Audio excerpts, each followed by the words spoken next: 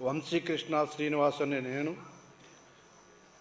శాసనసభ సభ్యునిగా ఎన్నికైనందున శాసనం ద్వారా నిర్మితమైన భారత రాజ్యాంగం పట్ల నిజమైన విశ్వాసం, విధేయత చూపుతానని, భారతదేశ సార్వభౌమాధికారాన్ని, సమగ్రతను కాపాడుతానని, నేను స్వీకరించబోయే కర్తవ్యాన్ని శ్రద్ధాశక్తులతో నిర్వహిస్తానని దైవసాక్షిగా ప్రమాణం చేస్తున్నాను.